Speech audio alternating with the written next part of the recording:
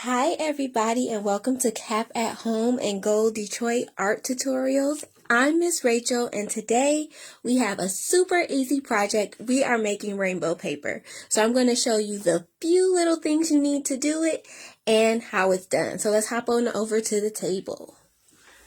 Okay. So I think I got you guys set up there. Rainbow paper is decorative paper.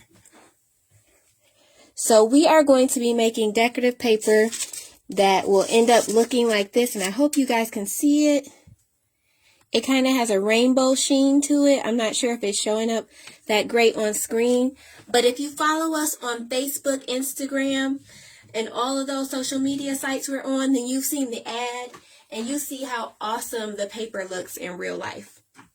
So before we get started, I would like to thank our sponsors for allowing us to bring you these art tutorials Monday, Tuesday, Wednesday, and Thursday on Facebook Live at 4 p.m. We want to thank the Community Education Commission of the City of Detroit and General Motors. So, the things that we're going to need for this project, you need a shallow pan. It doesn't have to be this big. You could even use something like an old deli container because the paper that you use should also be small. And then you'll need some clear nail polish. I have 2 here just because it's such an easy project and you might get carried away and finish 1 bottle. And then I also have some water. So in order to set your area up, you will want to cover your table since we are working with nail polish and water, and you might want to be in a ventilated area, especially if the nail polish fumes really get to you. So make sure you can even go outside today because it's like 60 degrees. So make sure you are not breathing in these fumes. And you want to pour a little bit of water in your container. Just not a whole lot. You don't need it to be too deep.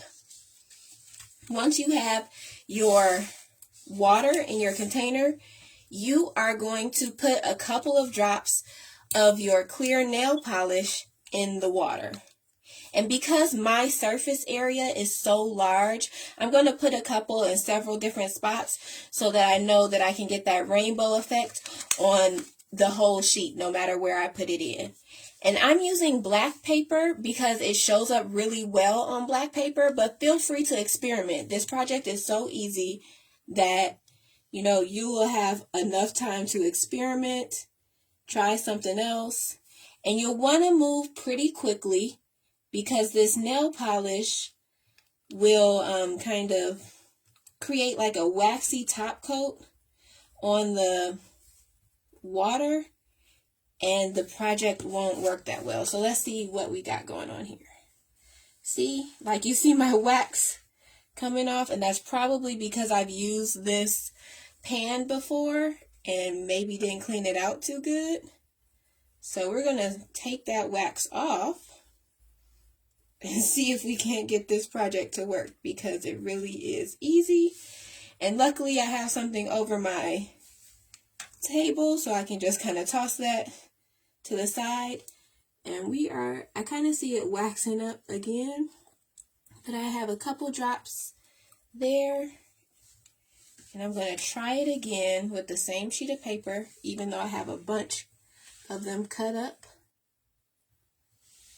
So now I have 1 sheet, and you can't really see it on screen too well, especially since it's wet, but I do have my rainbow effect on there, and that is all you need to do.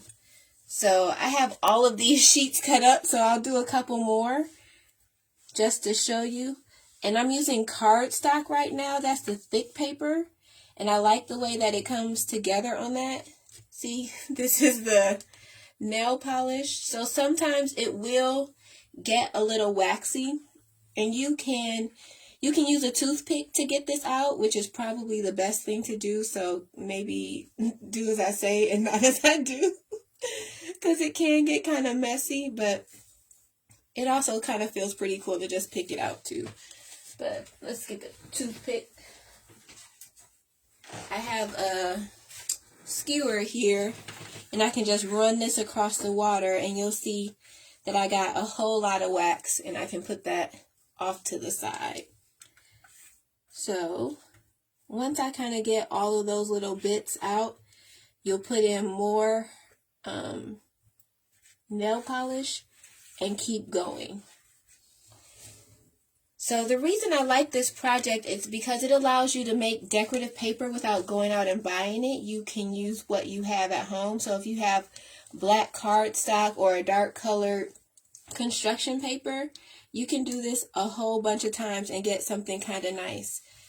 So I dumped a whole lot of nail polish in there.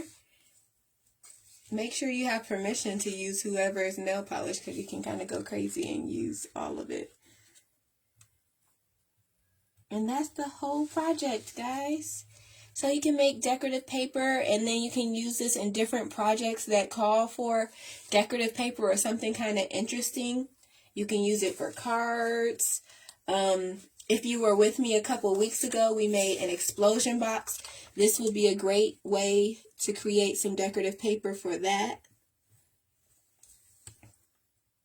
See, and it has all these bubbles. So this piece is construction paper. See, it has a little, it's not as firm as the other pieces because it's not cardstock, which is really thick.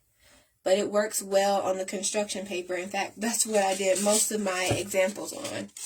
So when it dries up, it will be kind of warped, but you can kind of iron that out or put it under some books to flatten it out, or when you glue it to whatever project you're working on, you can get those wrinkles out. But I want to thank you for joining me today. I'm just going to keep making rainbow paper, and remember to thank our sponsors again, Community Education Commission of the City of Detroit and General Motors. They allow us to do Cap at Home and Gold Detroit art tutorials every Monday, Tuesday, Wednesday, and Thursday on Facebook Live at 4 o'clock. And if you miss our tutorials here on Facebook, you can always check out our YouTube page and our Instagram and even the Facebook video library that we have, because we have a ton of stuff, so you'll never be bored. So again, my name is Miss Rachel. I'm going to continue making my rainbow paper. I hope you guys have fun with this project and enjoy the rest of your day. Bye.